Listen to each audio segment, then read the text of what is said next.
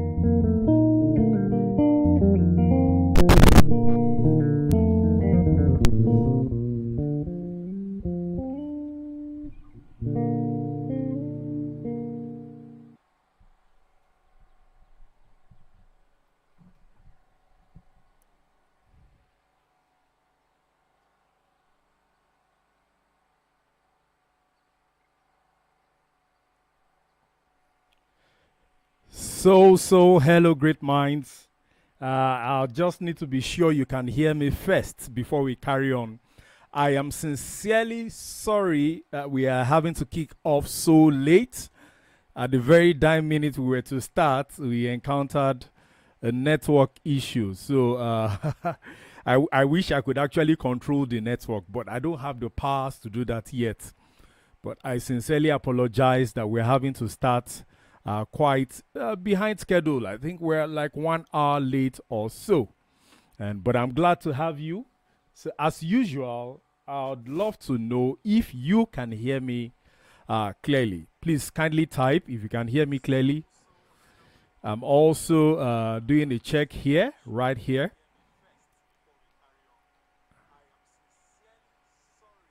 So if you can hear me, just type I hear you, or I can hear you. Please just type. I would be glad to know that you are following.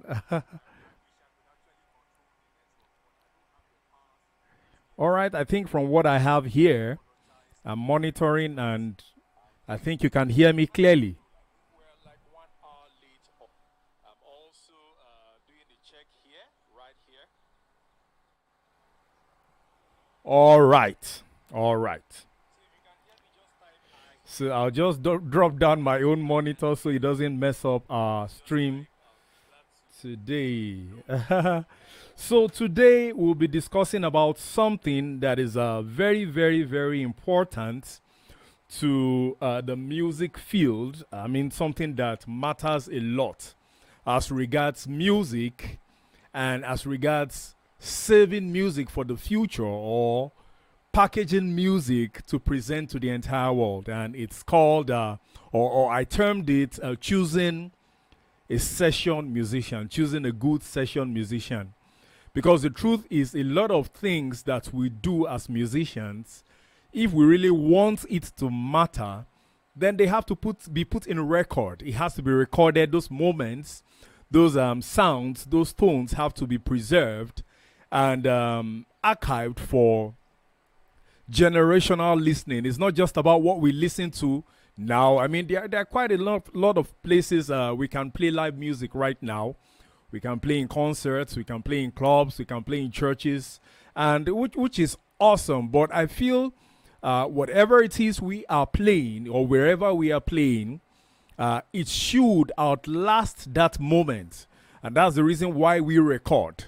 That's the reason why we record. We record our rehearsals, we record our events, and more so or more often than not, we also record our studio sessions. We record, or let me put it this way, we record our sessions in the studio so we can present them out there for someone to listen to it and also be impacted, be blessed, be transformed, be renewed by whatever music piece or musical piece we are playing. So today I have my notes here with me because there's quite a lot I have to talk about that I feel I might not be able to hit the nail on the head if I don't have my notes. So I had to put down quite a number of stuff so that I can dish out what I have in mind. By the way, how was your service today? Hope you had an amazing service. Hope you played good music and hope you recorded music. Don't forget that this session is actually for artists, singers, musicians, producers, sound engineers, and let me say music directors and the likes. I thought about this aspect of music because I feel we have not been able to properly present and represent this in the best and the most excellent way possible. I feel we've not hit the nail on the head yet. I get to hear a couple of recordings or quite a number of recordings, and somehow I just feel something isn't right about it. I just feel something isn't right. And when you think of it, okay, like sometimes back, I had the privilege of listening to a track, and I also knew where the track was recorded. That's the music, where it was recorded. And I remember then the studio, that particular studio, was one of the best studios in town. I mean, they had Neumann mics, they had Rode microphones, they had the best of instruments. I mean, the sound, they were using a Midas mixer. Everything in that studio was just on point. And in my mind, I was like, when I have some dough, when I have some bucks, I'll go record there. So, along the line, someone brought that recording, a recording that was done there to me. And when I listened to the recording, I felt very, very, very bad. I felt truly, truly irritated, and I felt bad. Why? I listened to it, and it was completely a mess. It was a complete mess.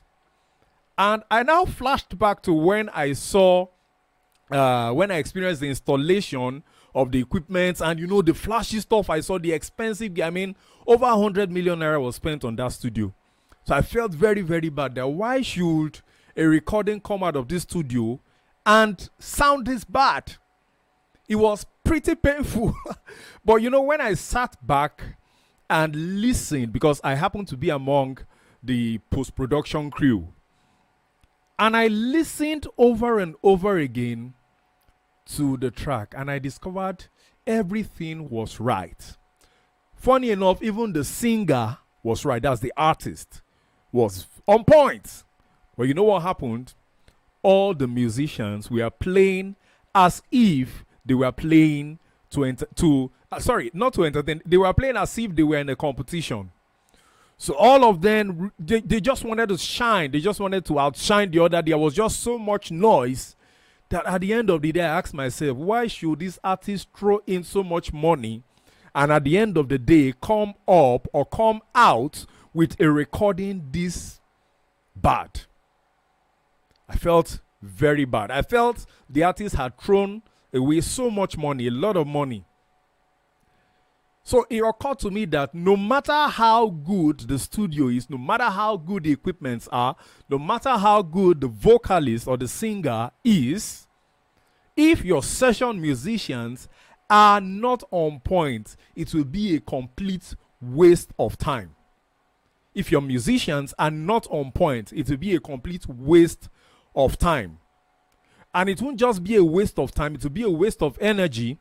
And it will also be a waste of concepts, because whoever is bringing out the concepts or bringing down the concepts, it now looks like, with all the concepts and ideas I'm bringing forth for this music to have form, it's just like a waste. So now, how do we get to a point where you hear a recording and you just know this is 100%? I've heard a couple of recordings like that everything was on point.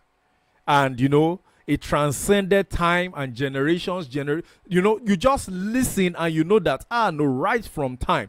I mean, a couple of recordings you listen to as far back as 20, 25 years ago, and still up until now is still relevant just because they had good session musicians on it. So before I go in depth, because today we'll be talking about the path of the session musicians, And finally, we'll be talking, or eventually, we'll be talking about how to choose session musicians. We'll be talking about the who, the how, the when, the why.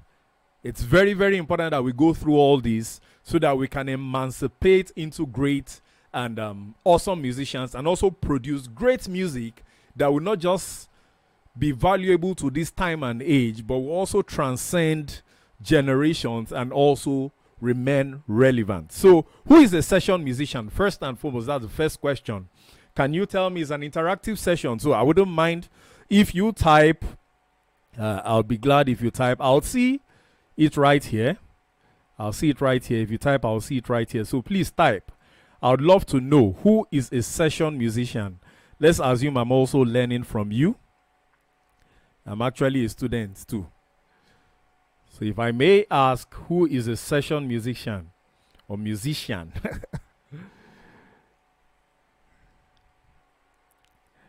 Okay.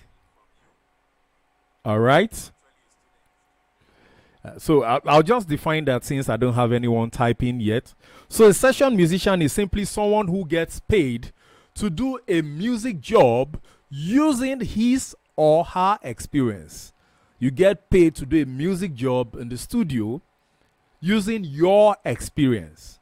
And also, a session musician is also, I'll just go briefly to the definition online.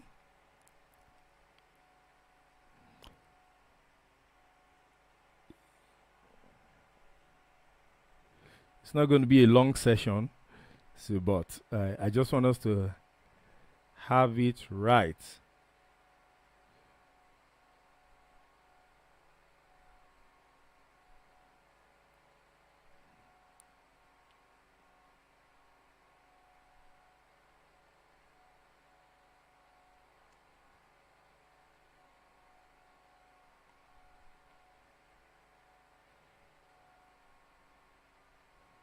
Just a minute.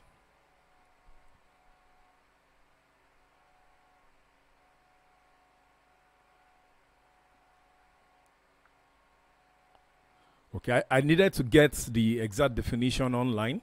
Said a session musician are musicians, or session musicians are musicians hired to perform in recording sessions or live performances. So it's not just limited to studio sessions, but also live performances, concerts, tours. You hire them to work for you, to use their expertise and their experience to help make great music for you. That's a session musician.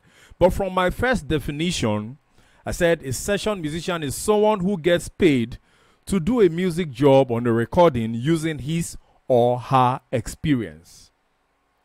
Just like you call a carpenter, okay, I need to fix my chair in my home, or I need to make a new set of chairs, and I need someone who will do it. So I hire or pay a carpenter to come and help me produce a set of chairs or fix my chairs. So just like I hire a plumber to fix a plumbing problem in my house, maybe the tap is bad or the sewage system is bad. So just like you have a plumber, you also have a session musician you hire to work for you. But there are quite a number of things that help to help us as musicians to develop ourselves into being session musicians, which also would help determine whether we will be invited for gigs or not. So it's not just that you're invited for gigs, but that you are consistently invited because you're consistently working on yourself, on your skill. So first and foremost, I'm going to be talking about, I think about 9. That's about 9 points. Yes, 9 points that would determine whether you are a good session musician or not. And first and foremost, I'll be talking about mastery. There are 3 under this: mastery and competence. That's mastery / competence. You can write if you need to write. I'll be talking about excellence, and I'll be talking about experience. Now, what is mastery? Mastery is simply being a master at your game. That means you know your onions, you know how to do it, what to do, when to do, and why you should do it.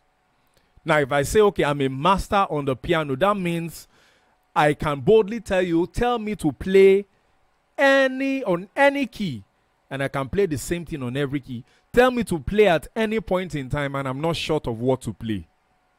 Tell me to function properly on a band, and I will just be the right fit and the perfect fit for the band that will help produce what is desired of the music. So that's mastery. Competence, just very similar to mastery, means you are qualified for the job. You fit into what is needed to do that job. We also have excellence. Excellence simply is dotting the I's and crossing the T's. And we have experience. Experience talks about how consistently you have maintained your mastery and competence, worked in excellence, and how frequent you have done that over a long period of time. So that's experience. But from mastery, first of all, we are going to be talking about different levels of mastery, or I would also say different levels of competence. Don't forget that we are talking about a session musician. Who is a session musician? How you can become a good session musician, and how you can also remain in the game. So on the different levels of competence, the first, I'll be giving you 4 levels. That's UI, UC, UI, UC. I have to go to my notes here. UI, CI, UC, and CC. So UI is it actually means unconscious incompetence. Now, if I'm trying to get a session musician, I should be very, very sure and certain of the person's level of competence. You're not going to the market to test. You're not going, when you need a session musician, it's not just about going to the market to start testing, and wasting the entire time. You need to be sure that, okay, you need to have a yardstick that you use to measure how good these people are. So when we talk about unconscious incompetence, which is UI, sorry, University of Ibadan students, I'm not trying to attack you. So UI is simply when you don't know that you don't know. You don't know that you don't know. So you're more like, let me say, you're more like on the level of ignorance. You don't know that you don't know. You are not concerned that you should know. Like Kokomi, it's none of my business. That's unconscious incompetence.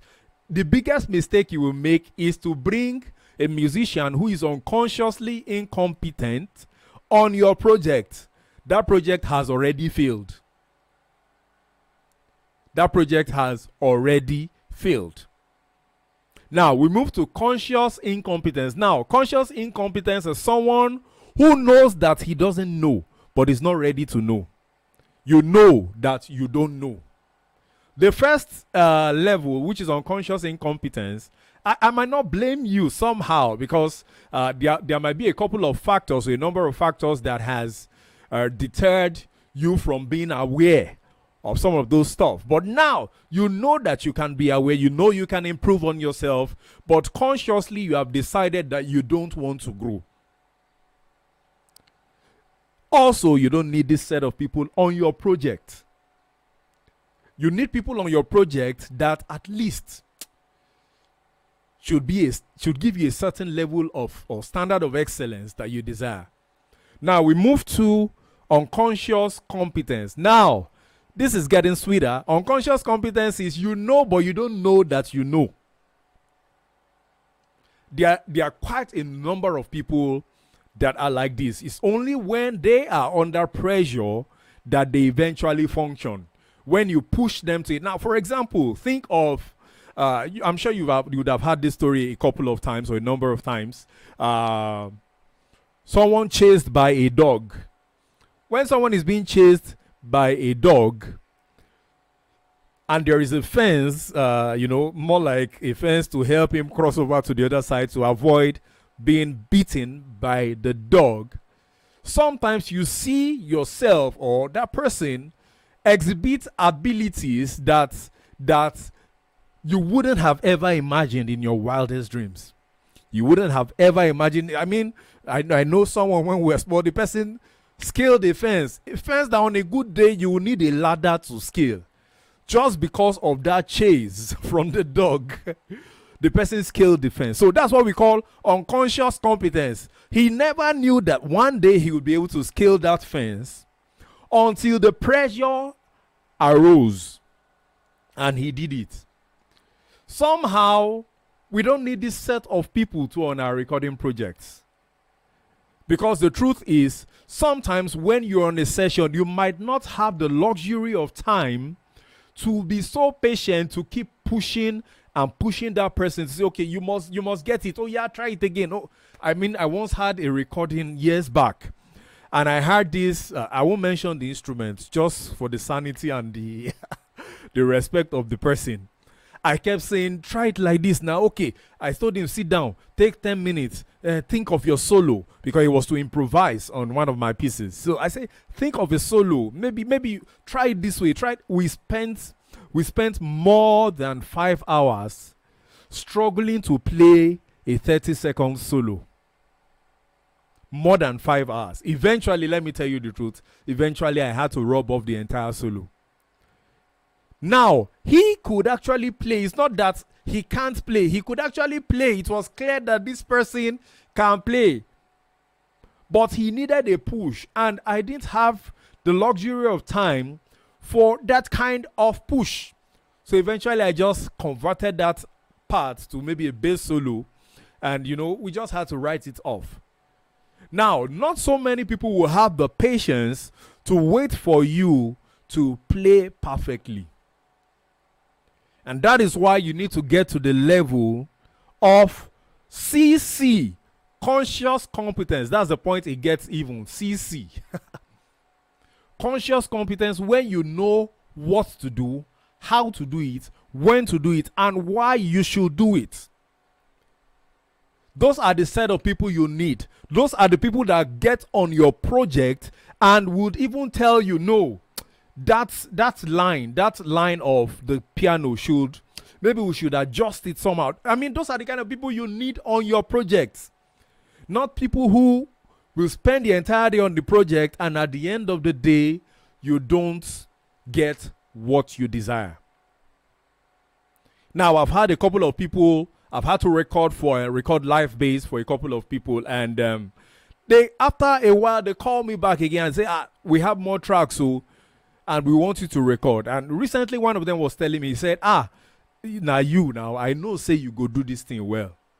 I was still even asking him, what do you think I should add? He said, BAZZIK T, leave that one. I know you will hit the nail on the head. And I did the job, and he loved it. So we need to get to a point where we are consciously competent. We know what to do, when to do, how to do it, and why we should do it. That's being calculated. That's one of the things I'm teaching on the BGM program, the Bass Guitar Mentorship program, the online program. Volume 11 will be kicking off on the 5th of November. Yeah, on the 5th of November. On the 6th, of November. Sorry to digress, but that's just it. To be a calculated and intelligent musician, that's what it means, simply.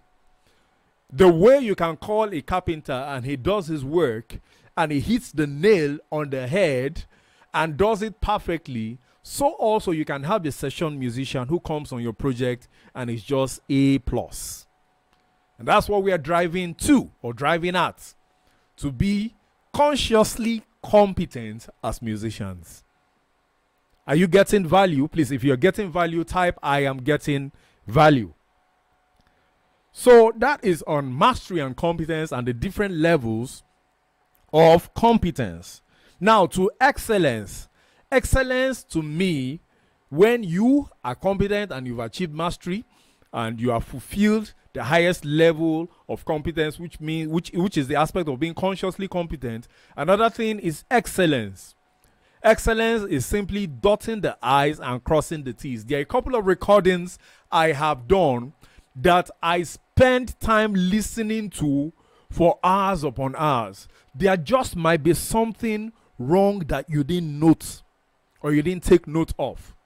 And that's one of the things that producers will look out for. Someone who will make the entire recording process very easy.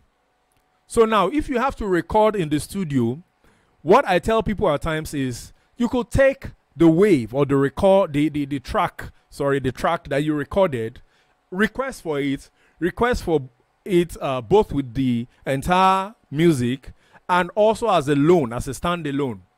So you listen. Sometimes when you take a photograph, the funny thing is when your face is laid bare on the screen, when it is being edited, there's hardly a person on this earth who will like the way their face looks. Especially if you didn't make up and, try to make up for all the other stuff. There's hardly a person who will like the way their face looks until it is being touched up. So also, when you separate your bass guitar, your piano from the entire music, try and listen to the way you sound alone. It is very important. Try and listen to the way you sound alone. The way you sound alone, to a great extent, will tell you how well you have played. And at that point, you can now dot the I's and cross the T's. Don't be in a hurry. When you record, listen over and over and over and over and over again. Before you leave that studio session, tell whoever the engineer is or the producer is, please, I want to listen to what I played. It is very important because this is not a live session where you just play a concert and everybody goes home, no recording. This is a studio session that will be there for years upon years. There's a track, I won't mention the name of the artist, very, very popular artist in Nigeria. In fact, the person has made a name for herself on the international scene. But there was a track that the person did I don't know if it was a live recording or a studio recording, where the guitar was off at some point. It was an acoustic guitar, and each time I listen to it, it breaks my heart. Because this is a recording of maybe about 5, 6, 7, 8 years ago. But anytime I listen to it, I feel the pain. In fact, I even feel the pain of the guitarist himself, because there is no way he will listen and be happy about it. So that's why it's important that you listen over and over again.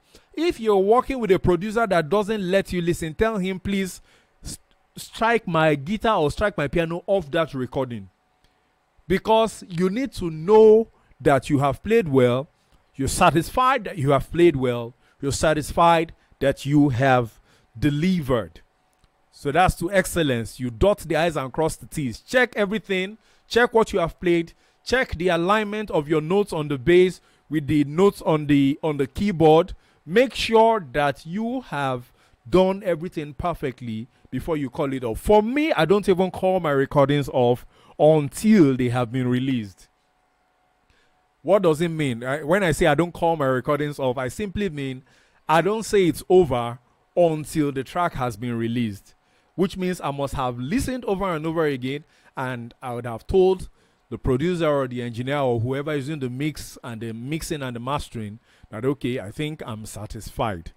I think I'm satisfied to an extent, because I can never be satisfied with whatever it is I play. The moment you get satisfied, that means you're already going down. So something has to push you to say, okay, I know I can do more. But for the reason of the fact that the track has to be released, okay, it's okay, let me just let it go. So that's to excellence. Then thirdly is to experience. Now, the definition I gave was someone who gets paid to do a music job using his or her experience. Now, you are using your experience to do music on a job so as to get paid.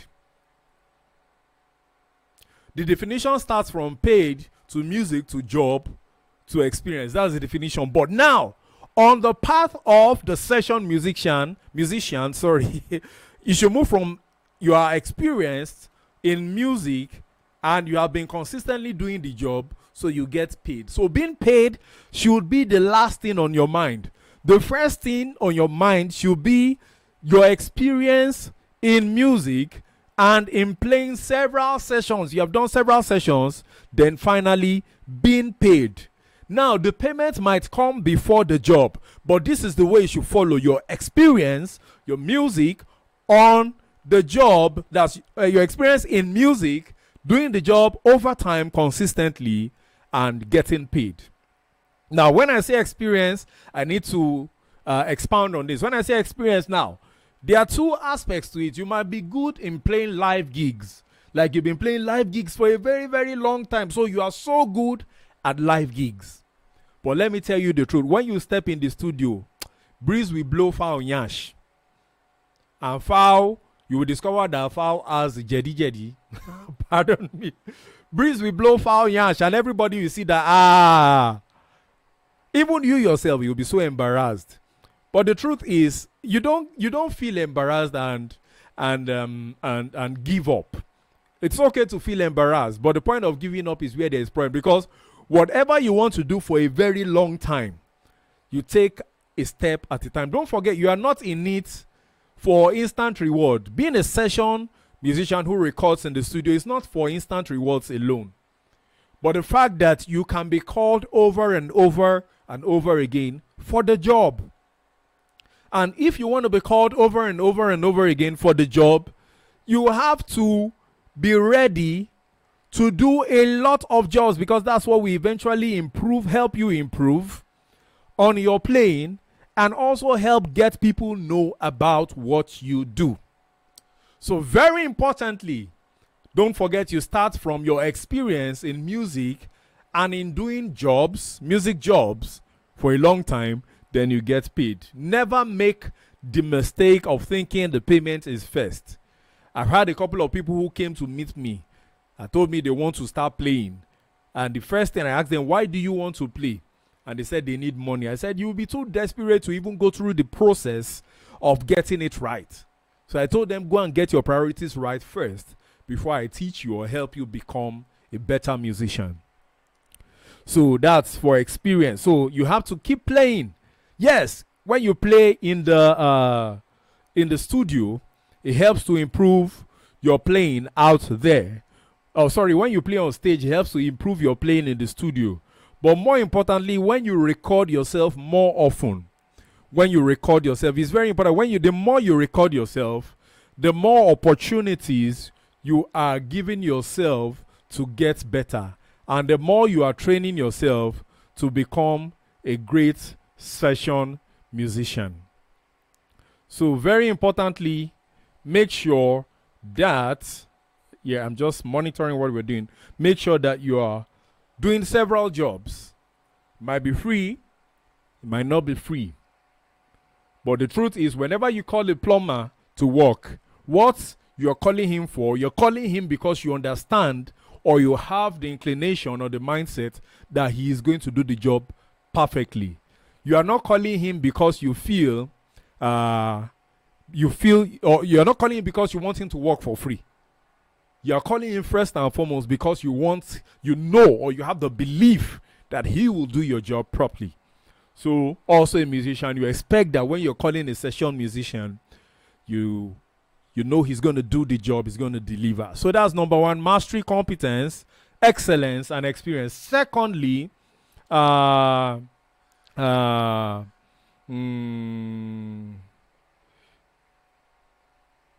must say that you have to sometimes, to gain this level of experience, you might have to drop down on your price.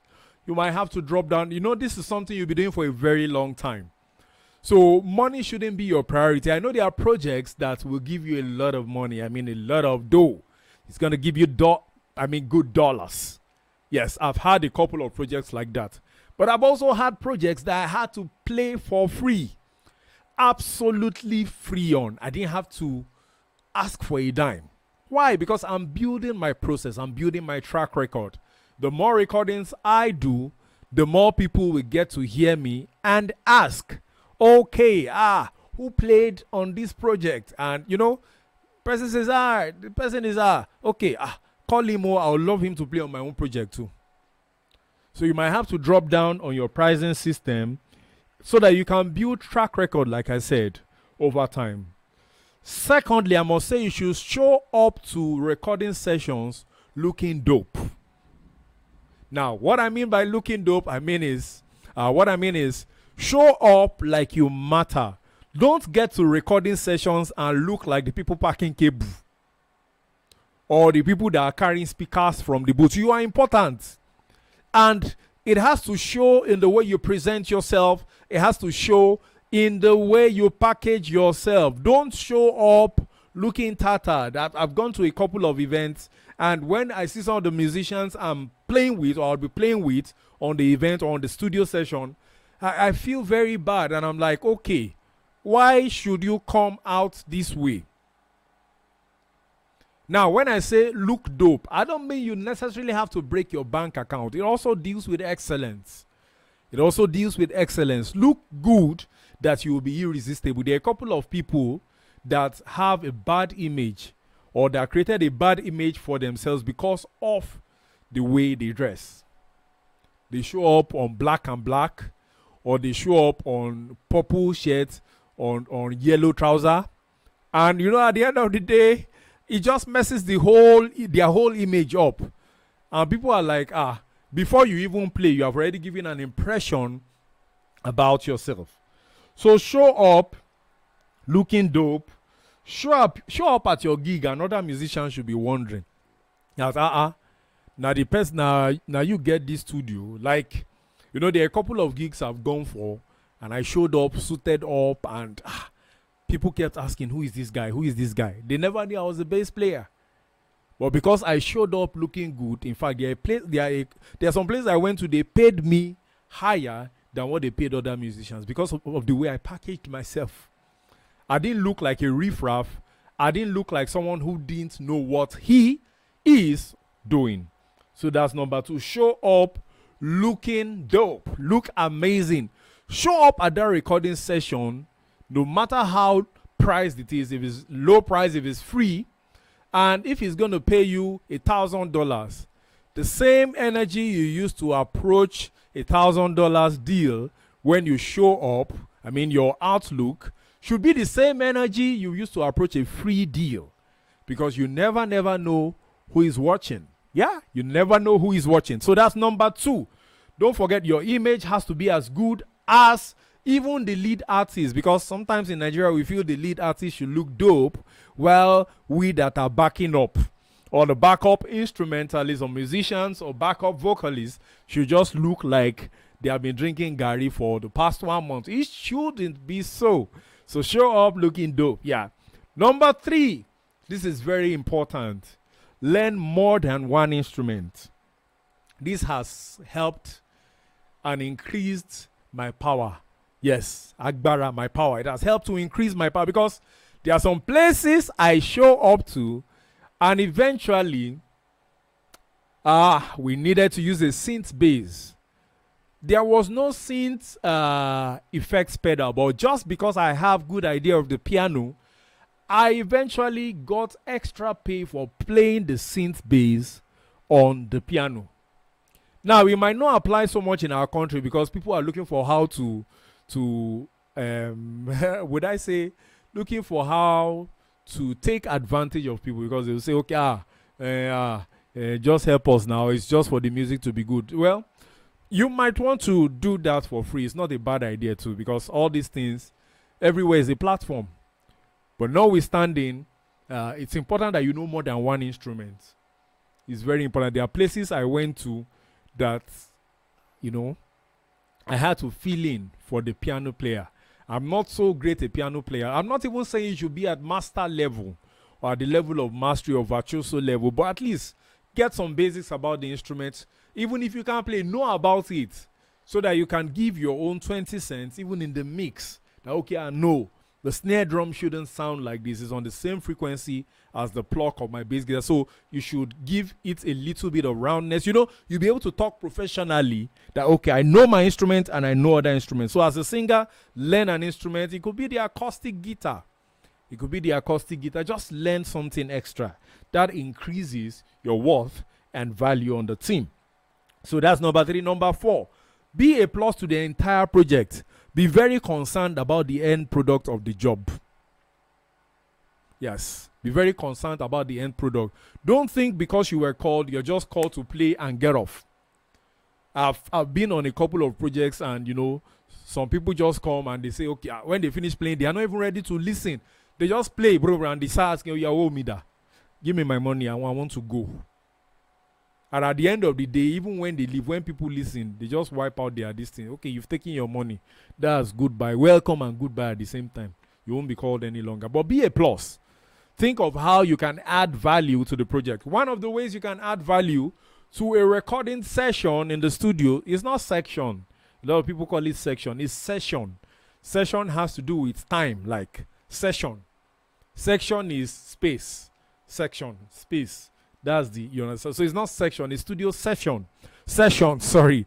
So first and foremost, show up early. That's another thing. Show up early. If you're having a studio session and it is for 12 p.m., there's no reason why you shouldn't be there by 11:30 a.m.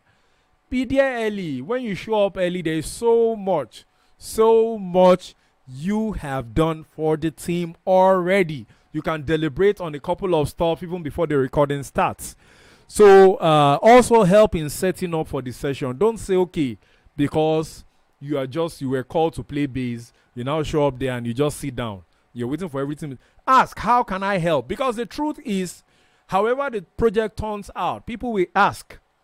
People would actually ask, now who are the people that worked on this project? So they could not tell Susan and so person that this and this is not okay. They could not tell this person and that person that this and this is not okay. So people begin to ask questions. So whatever project you're working on, make sure you are a plus on it. Yes. So another thing is there's what we call performance currency and relationship currency.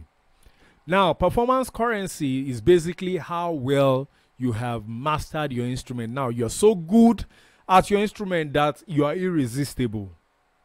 So irresistible. I mean, currency is the medium through which we transact business. Now, your performance can get you the job by merit. Yes, merit. You deserve it because you are good. Just like someone comes in, you're interviewing for a job, and by the time you speak for 3 minutes, people say, okay, this is the man for the job. Now, you got that by merit because you can perform. Now, there are a couple of projects I got by merit. They said, no, this guy can play. So people called me over and over again. No, he's actually very, very good. But now there's another aspect. Someone comes in for a job, and immediately he comes in, before they ask a couple of questions, they asked him a couple of questions, and he was awesome. But immediately he stepped out the door. One of the people interviewed him with the other team members people that interviewed him said, this guy is qualified, but he has a poor relationship with people. He can get to work and start insulting everybody, and that was it. Even though he was number one, most qualified for the job, he lost it because of one thing: relationship currency. Your relationship currency will give you an edge compared to every other person on the merit system. So as much as you are working on your instrument, work on your relationships too. And that's why I talked about being a plus to the entire project. Make sure that when you're on a project, you leave that project with friends, not with enemies. It is very important. I know a couple of people who have met for the first time and they messed up the entire potentials that relationship would have brought. They messed it up for life. I was not hoping and praying to meet them again, to work with them. So as much as you're working on your merit system, you should also work on your relationship currency. Don't forget performance currency, very important too. But your relationship currency will do more for you Because there are even a number of people I've met who can't play jack, or they have to, or they were on the level of unconscious competence. But because of relationship currency that they had worked on, the producer or whoever was in charge of the job was patient and said, no, this guy is a nice guy. Let me be patient with him until he gets it right. Yeah. So that's performance currency, relationship, and performance currency. That's number 4, talking about being a plus to the project. Number 5, bring in your gear. If you're a musician, it is important to have your own instrument. I have about 4 or 5 guitars to myself. It's not because I am proud. It's not because I want to show off. But every guitar comes with its own flavor and its own tone.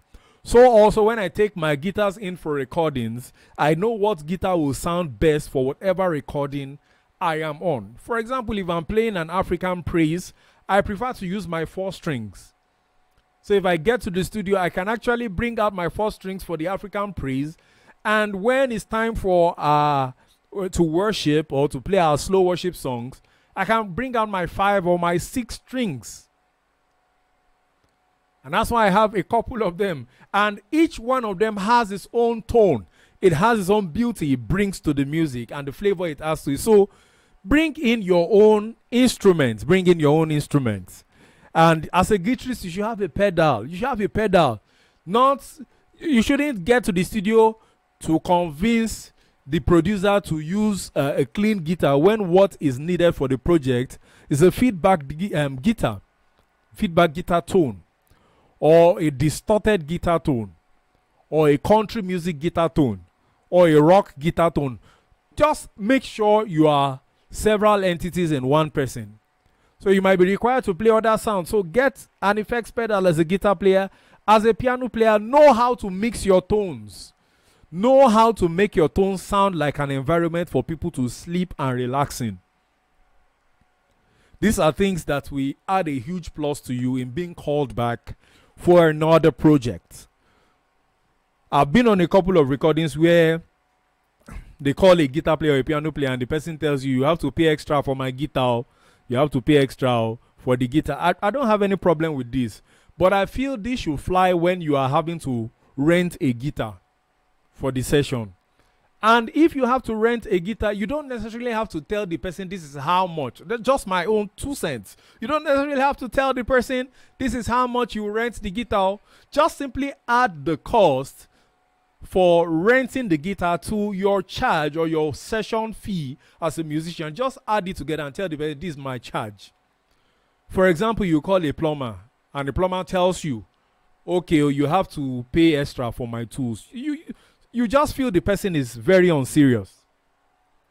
You suddenly feel the person is unserious at and with what they do. If they tell you, you have to pay for my guitar, or you have to pay for my tools, or you call a carpenter and he says, I beg, you have to pay for my hammer. It just doesn't make any sense. So get your own gear. Get your own gear, get your own tools. It shouldn't be a norm for you to enter into a studio session or a recording session and not have your tools. It shouldn't be a norm. If you don't have an instrument now, start saving towards it. Your instrument is your major strength as a musician. That is your best friend. I saw an image recently of the piano holding the hands of the pianist, and I feel that's a lovely image.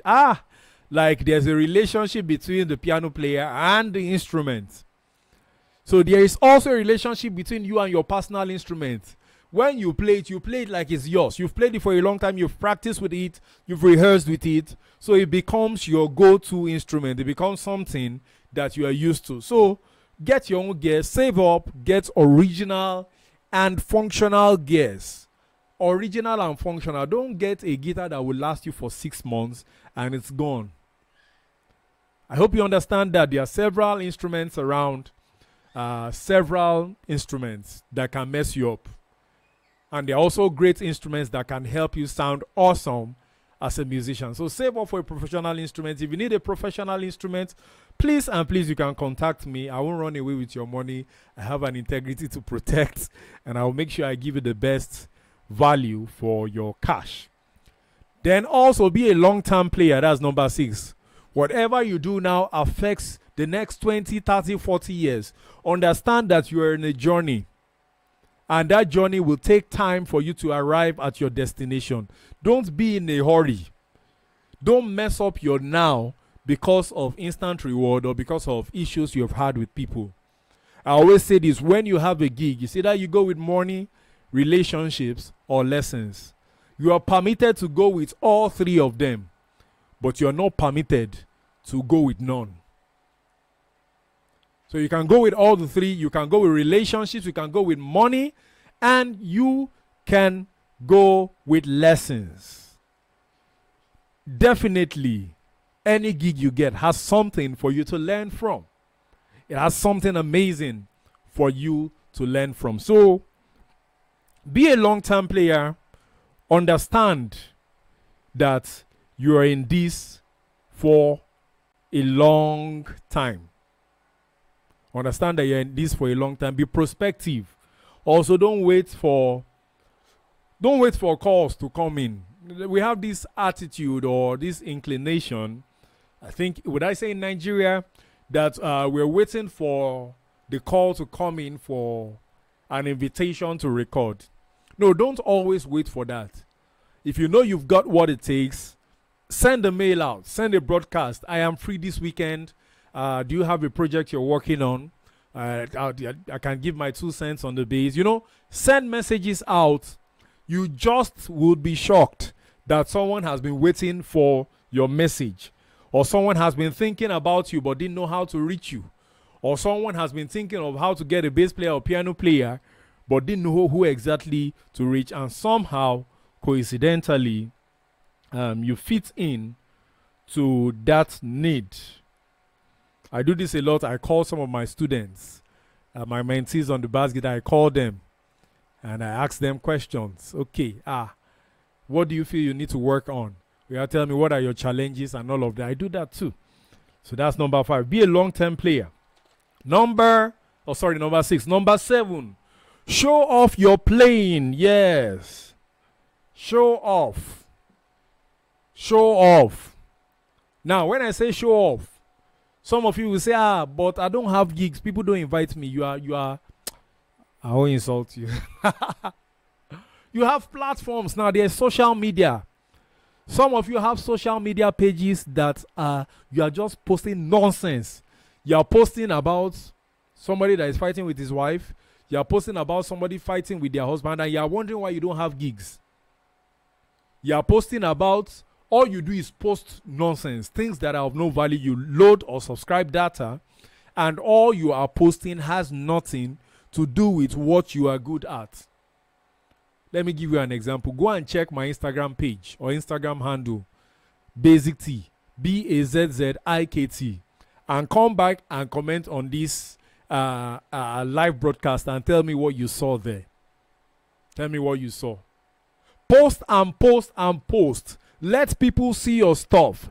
Someone wanted to be there. There was someone who was hoping to be hired and had a call. The person was hired to do backups for a session, and they placed the call to the person, and the next thing they asked, okay, what's your Instagram handle?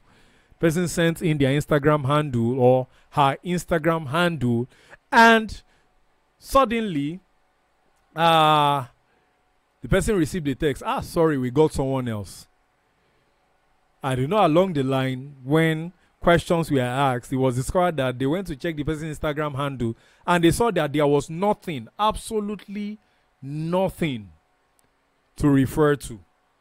Nothing to watch, to see how good the person is.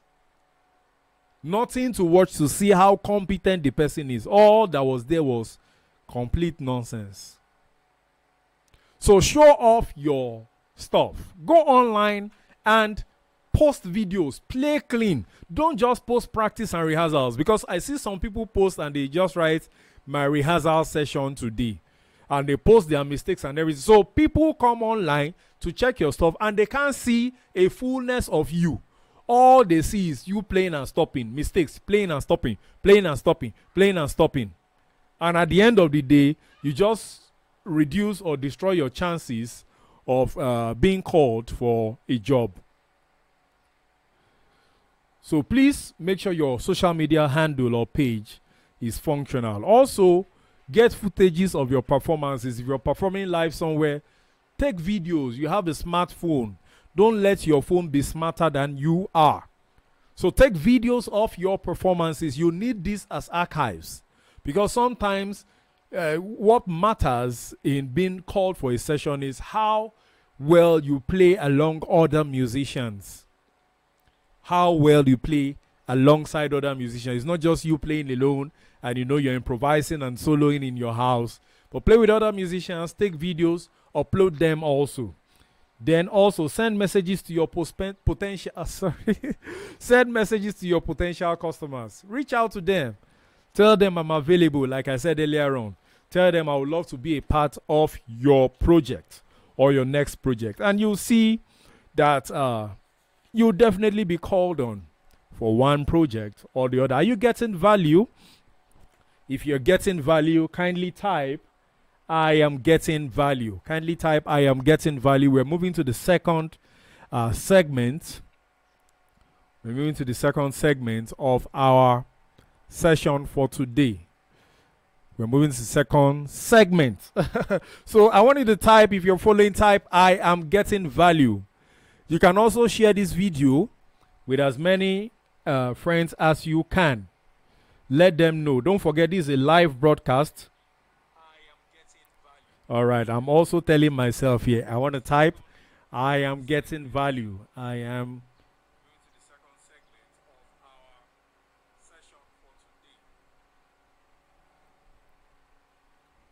All right, so the second segment we're moving to right now. All right.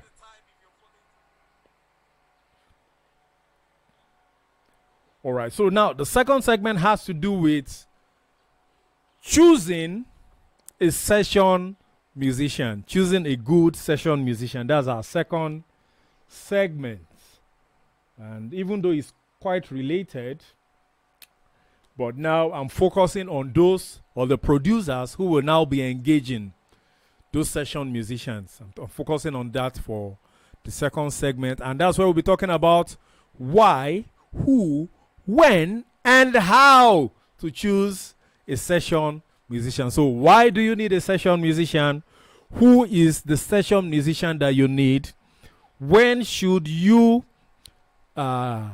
engage a session musician, and how? So first of all, why do you need a session musician? That's the first question. Why? Some people ask me, Shebi, the producer can do everything. The producer can play every instrument. So what do we need a session musician for? And I tell them, no matter how much you know as a producer, there is just this flavor and this life that comes into your music when you involve a session musician. Your music practically evolves into something more entertaining, more engaging. I remember there are a couple of tracks I've done that sounds very, very static, and it looks like it's just so rigid. But suddenly when I bring in other players, when I bring in live bass, bring in live guitars, bring in live saxophone, suddenly it just comes alive. Suddenly it comes alive, and I'm like, wow, this is amazing. So this project can sound like this. Now, it's not just about the fact that it comes alive. It gives you ease of delivery. You won't need to bother your mind too much thinking about who is going to work on this? How will I do it? How ease of delivery. Because everyone is coming in with their ideas. And now the ideas come together robust, and you now come into one entity. So secondly, it gives you diversification of ideas. Now, the bass player can say, no, do it this way. Or the piano player can come and say, no, let's try the other way around. Another player can come and say, no, let's change this, let's change that.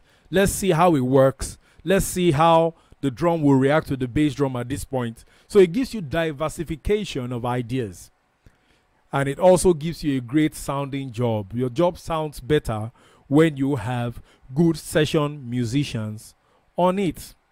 There are many more reasons why you need session musicians. I might not be able to cover all of that. Like I said, we've exceeded our time. But we now move to who. And who I'll refer to our first segment where we talked about how to be a great session musician. Is competence, excellence, mastery, experience. You should look out for those when choosing a session musician. You should really look out for someone who is competent, someone who is excellent, someone who is a master, someone who is experienced. And I must say this also, let me chip this in. When looking for a session musician, be careful not to call just your family members. I know a lot of people do this. When I say family members, I don't just literally mean family members. What I'm simply saying is, don't just say you want to call the closest people to you. And why am I saying this? I'm going to use an illustration here to explain this on my piano. I hope you can hear that. Can you hear my piano? Let me boost my volume a little bit so you can hear the piano.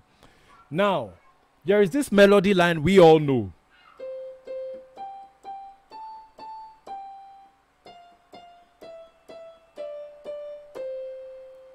I'll play it again. I'm sure you know it. Twinkle, twinkle, little star.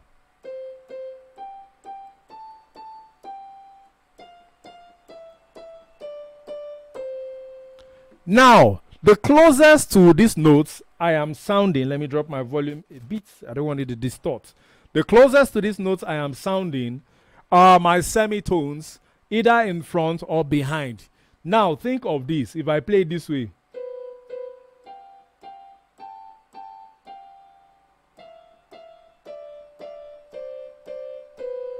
How did it sound? It sounded terrible, sounded off, discorded. Now, the semitone in front of it.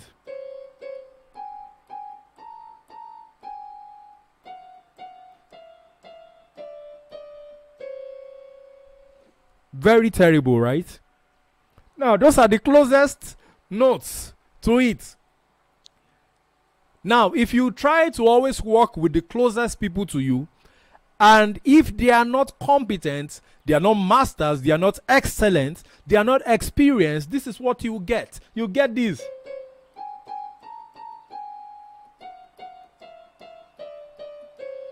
That's what you will get. But now, if you want to work with the people who are competent for the job, even if they are not close to you, this is what you get.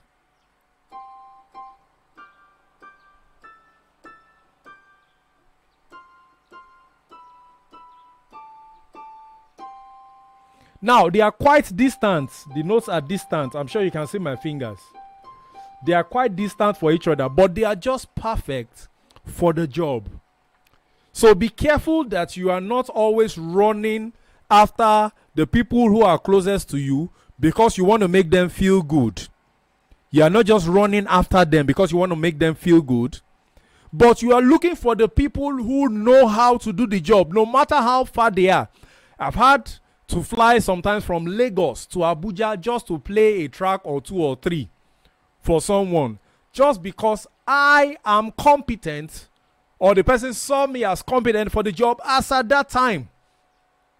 Yes, there were other bass players around the person, but the person felt, no, this person might not be able to deliver the job. Let me go for who can deliver the job. And the person had to fly me down just to deliver that job.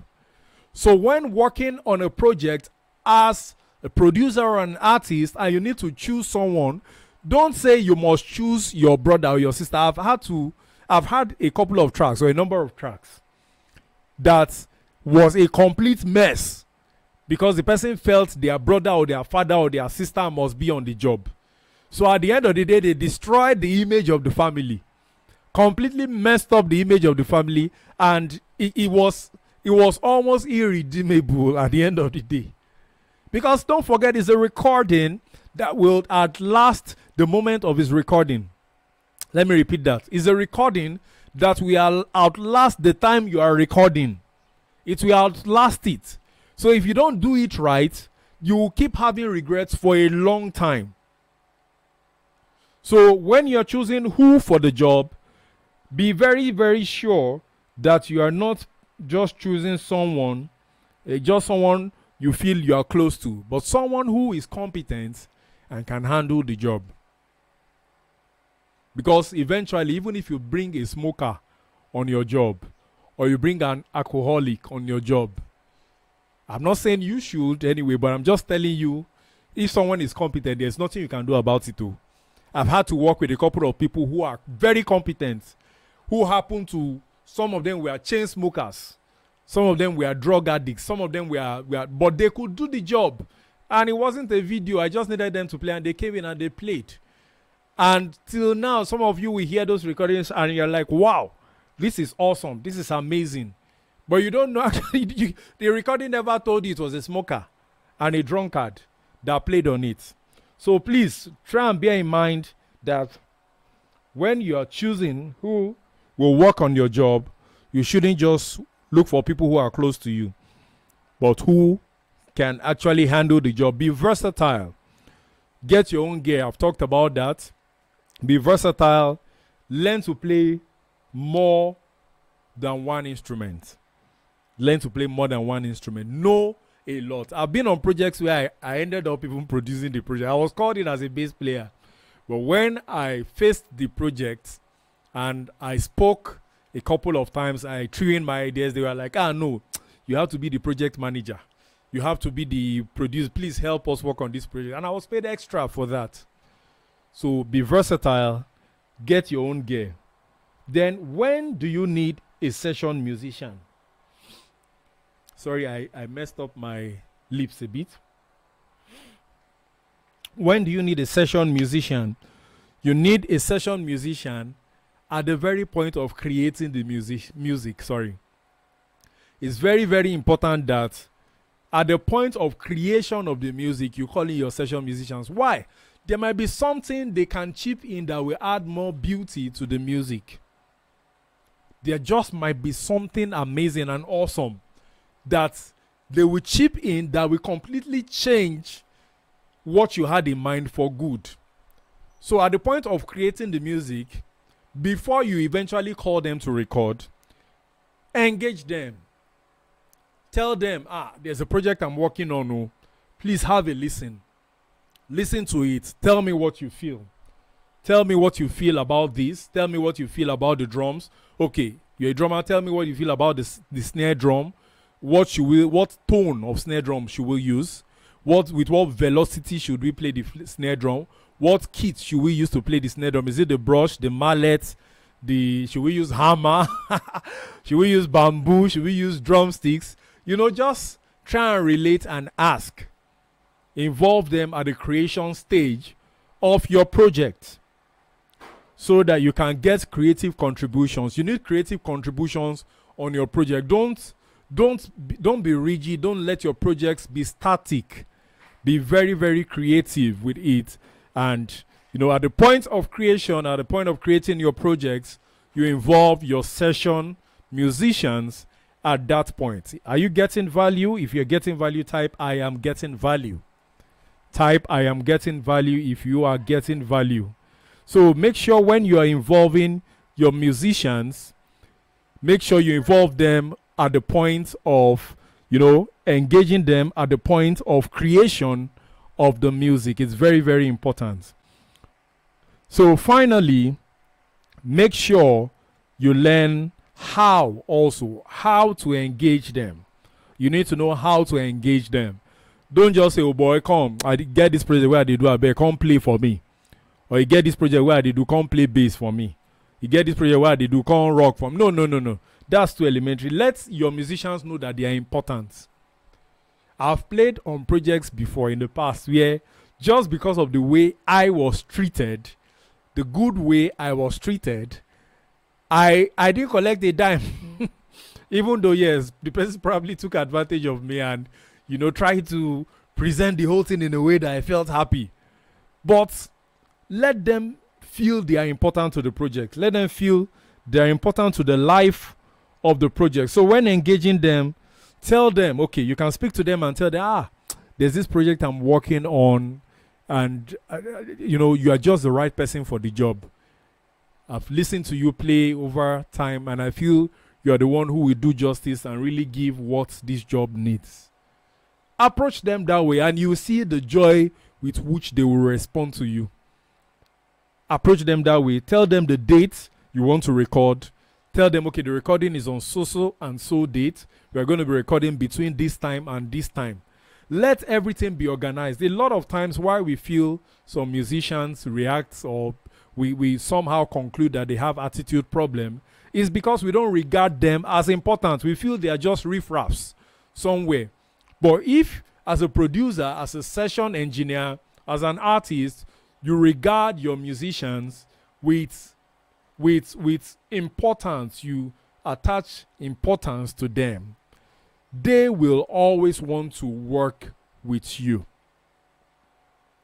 So please, and when you're also engaging them, if they ask you how much the gig will pay, please tell them how much it will pay. Don't be deceptive.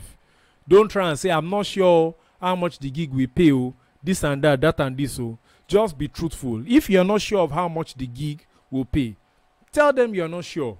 And be very sincere. You don't need to deceive people. You don't need to deceive people and give them an impression, and at the end of the day, you do something else.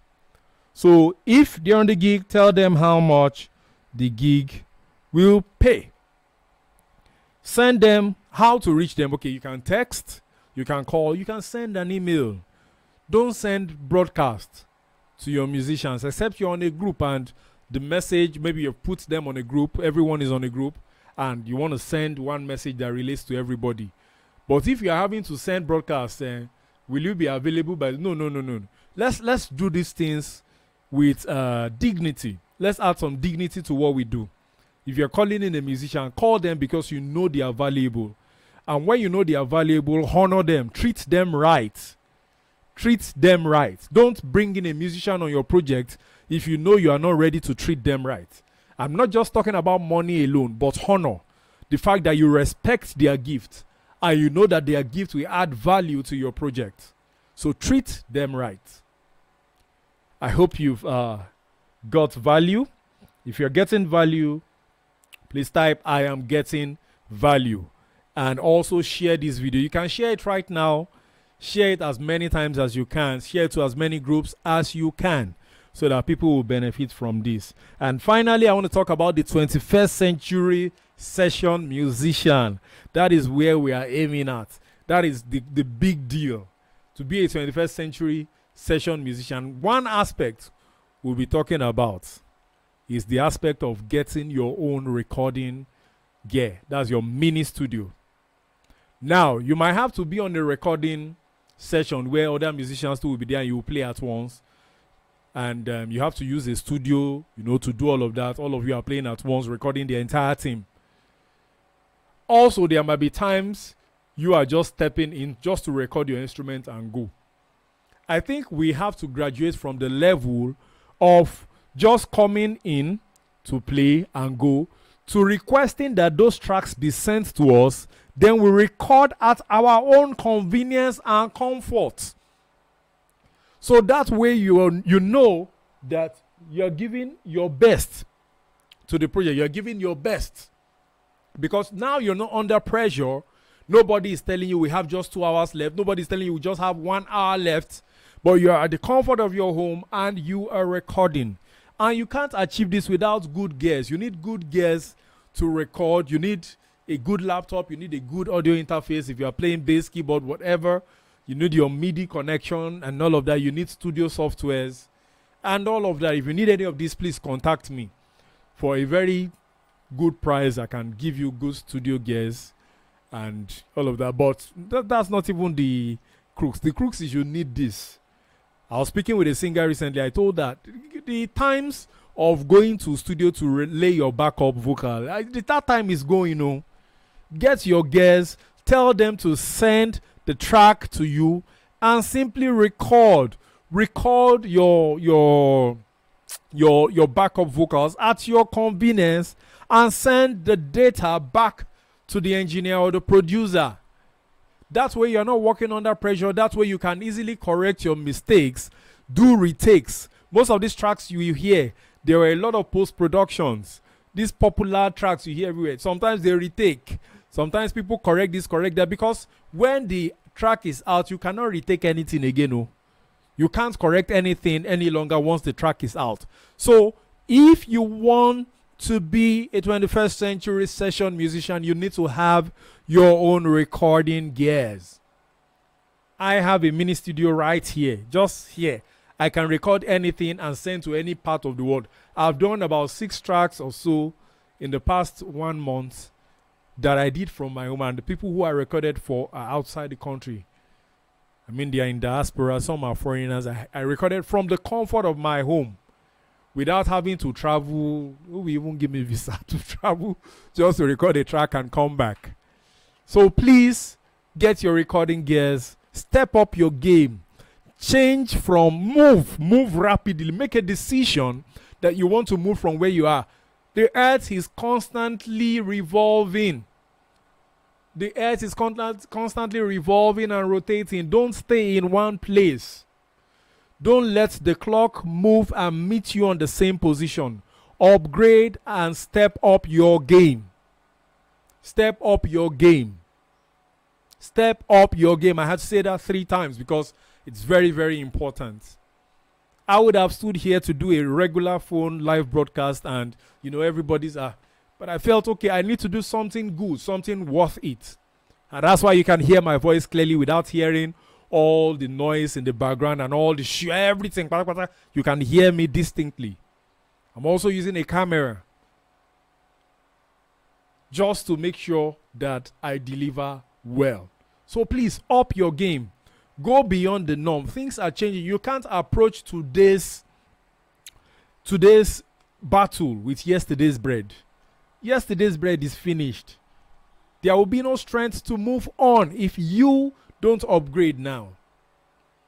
I hope this was an amazing session, or I hope this is an amazing session that you've learned so much from. Please, if you got value, type you got value and make sure you share. Finally, I want to talk about BGM, the BGM 11 program, which is specifically for bass guitar players. Okay, not finally, there's something else I'll talk about. For bass players, it's an online program I've been running for the past 3 years. And it has proven to be of amazing benefit and immense impact to so many bass players around the world. Now, BGM 11 will be kicking off on the 6th of November and running up until the 27th of November. I want you to be a part of this program because I am 100% sure that it will help you become a better bass player. We've covered a lot from BGM 1 up until 10. Now we're going to BGM 11 where I'll be talking about chords, how I play chords. I will give you the A to Z of how I play chords, how to form chords, how to imply on chords, and how to substitute, how to reharmonize. I will teach you everything on the bass with some examples on the keyboard. We would also be having intermittent Zoom sessions where you can ask questions, where we will do a lot of talking and talking and talking just for you to get it right. So please and please prepare your mind. Prepare your mind for BGM 11. It's just 6,500 naira and it's going to be running for 21 days, 6th of November up until the 27th of November. If you want to subscribe for this program and you are a bass player, please send a message to the WhatsApp number on the caption of this video you are watching. Send a message on WhatsApp and I'll give you the details to subscribe. We're talking about chords. We're talking about dealing with shapes. There are some shapes on the bass that will make your life easy. When you want to play fills, when you want to do so many things, shapes that will just completely transform the way you think and the way you play. We'll also be talking about the chemistry of notes, how to solo on the bass guitar without even understanding scales. There's what we call notes chemistry.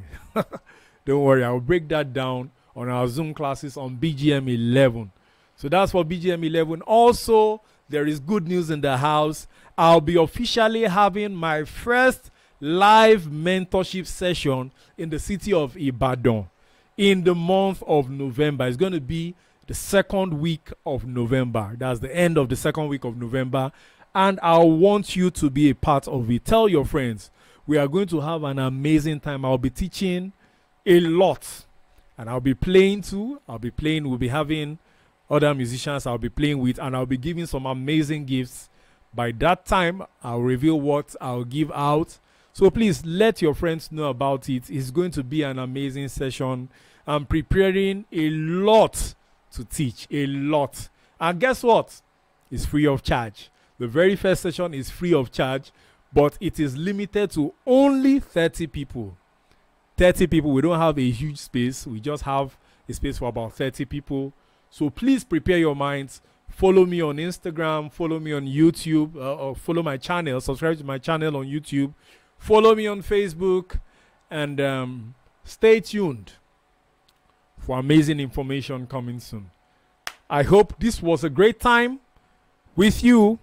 Thank you so much for being a part of this session of choosing a session musician for your next recording project. Don't forget, please share this video with as many as you can and let us remain awesome. Thank you so much. God bless you. Bye.